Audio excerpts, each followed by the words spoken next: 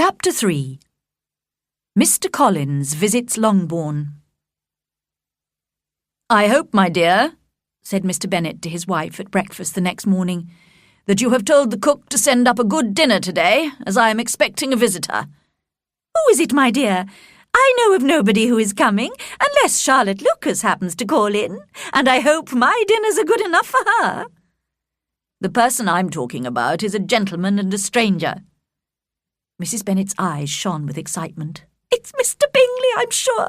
Why, Jane, you never mentioned it. Well, I'll be extremely glad to see him. Lydia, my love, ring the bell. I must speak to the cook at once." "It is not Mr. Bingley," said her husband. "It's a person whom I have never seen before." This caused general astonishment, and he had the pleasure of being eagerly questioned by his wife and 5 daughters all at the same time. Having amused himself for some time with their curiosity, he finally explained. "I have recently received a letter from my cousin, Mr. Collins, who, as you know, will inherit all my property when I die, and may throw you out of this house as soon as he wants." "Oh, my dear," cried his wife, "please don't mention that hateful man. It's the hardest thing in the world to accept the fact that your property is not left to your own children. And I'm sure, if I were you, I'd have tried to do something about it." Jane and Elizabeth tried to explain the legal situation to her again. They had often attempted to do this before, but it was a matter which Mrs. Bennet refused to understand, and she continued to complain bitterly about Mr. Collins. "It certainly is most unjust," agreed Mr. Bennet, "and nothing can clear Mr. Collins from the guilt of inheriting this house. But if you listen while I read his letter to you, you may perhaps be a little softened by his manner of expressing himself." He read aloud the following letter. "Dear Sir, the disagreement between you and my late respected father always worried me, and since his death I have frequently wished to improve the relationship between our families. After a long period of study and training, I have recently become a priest, and have been fortunate enough to gain the patronage of Lady Catherine de Burgh, widow of Sir Louis de Burgh. This generous lady has given me the post of rector at Hunsford, which was luckily vacant. Hunsford is the village near her own large country house in Kent.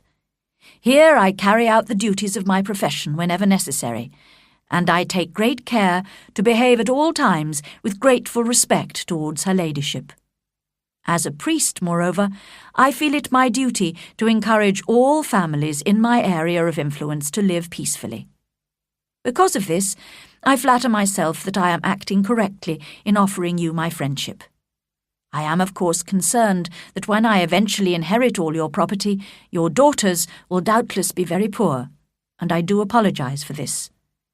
I promise you I am ready to make amends in every possible way, but more about this later. If you do not object, I propose to visit you and your family on Monday, November the 18th at 4 o'clock, and shall probably stay until the following Saturday week. This will cause me no inconvenience at all, as Lady Catherine is far from objecting to my occasional absence from my duties. I remain, dear sir, with respectful good wishes to your lady and your daughters, your friend, William Collins."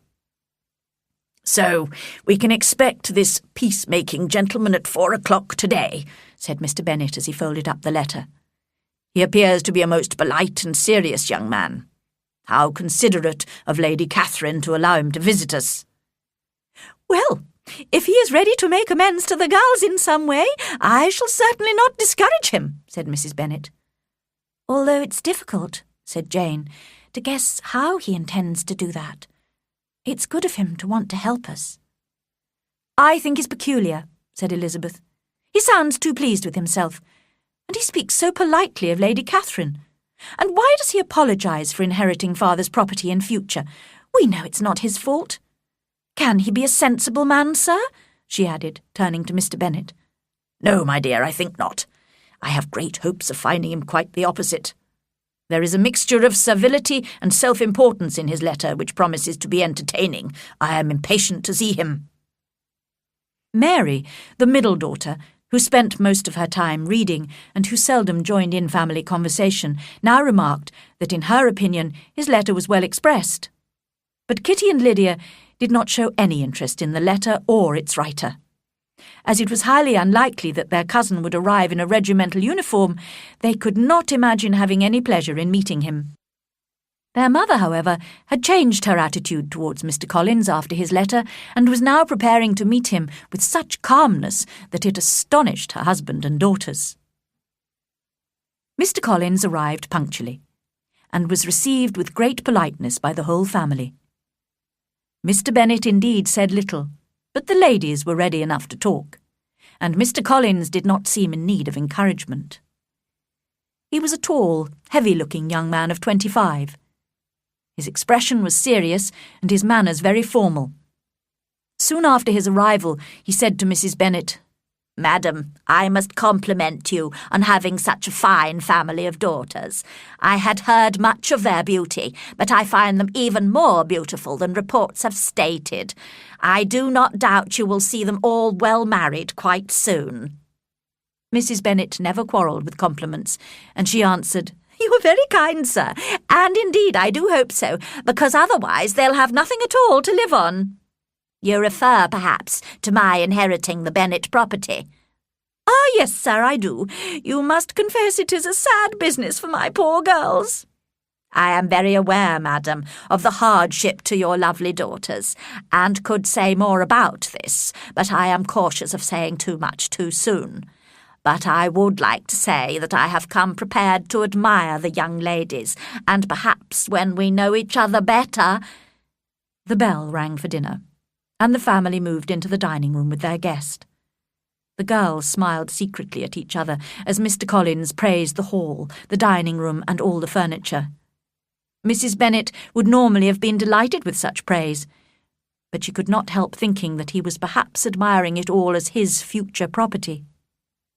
The dinner, too, he considered excellent, and he asked which of his charming cousins was responsible for it. But Mrs. Bennet explained quite sharply to him that they were very well able to afford a good cook, and that her daughters had nothing to do in the kitchen. He begged her pardon immediately for offending her, and continued to apologise for about a quarter of an hour. Mr. Bennet had hardly spoken up to now, but he thought it was time to enter the conversation.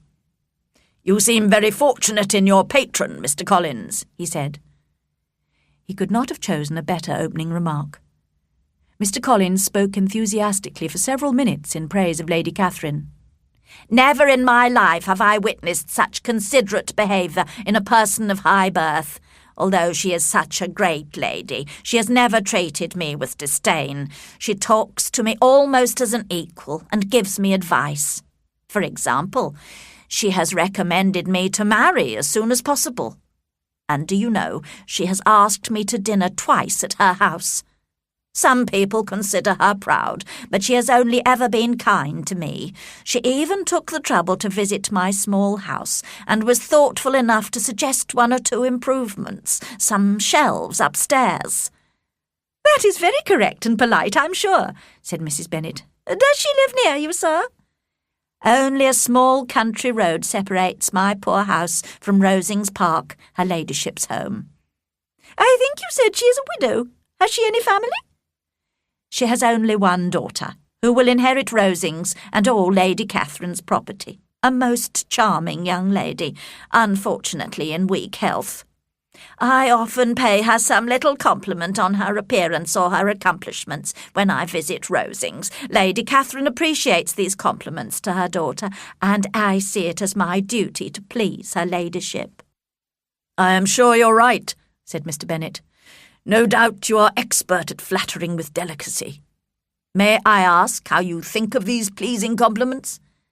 "Some of them come to me at the time, but in my spare moments I do occasionally prepare a few words which may be suitable for different occasions." Mr. Bennet listened to his cousin with the greatest enjoyment. Mr. Collins was as foolish as he had hoped. But by tea-time Mr. Bennet had had enough, and after tea asked his guest to read aloud to the ladies. However, when a novel was handed to Mr. Collins, he looked shocked, and protested that he never read novels.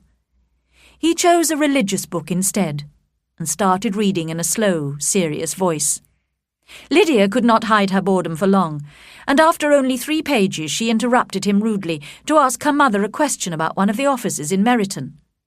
Mr. Collins was offended and refused to read any more, although Mrs. Bennet and her other daughters apologised for Lydia's lack of manners. Mr. Collins was not a sensible man, and neither education nor society had improved him. The respect he felt for his patron, and his very good opinion of himself and his new position, made him proud and servile at the same time. Now that he had a home and a considerable income, he had decided to marry. The Bennet girls, who would lose their inheritance because of him, had a reputation for being attractive and charming, and his idea of making amends to them was to marry one of them. He considered this an excellent plan, and thought himself extremely generous and unselfish in carrying it out. He had known he was right when he arrived at Longbourn and saw Jane Bennet's lovely face. As the eldest, she should marry first, and for the first evening she was his choice. But the next morning, after a 15-minute conversation with Mrs. Bennet, he had to change his mind. When he explained that he was hoping to find a wife among her daughters, she replied with a happy smile that her eldest daughter was very likely to be engaged soon. "But there are my other daughters, Mr. Collins," she continued encouragingly. Mr. Collins had only to change from Jane to Elizabeth, and it was soon done while Mrs. Bennet was pouring the tea. Next to Jane in birth and beauty, Elizabeth was the obvious choice. Mrs. Bennet was delighted, hoping that she might soon have 2 daughters married. The man whom she had so disliked the day before was now a favourite with her.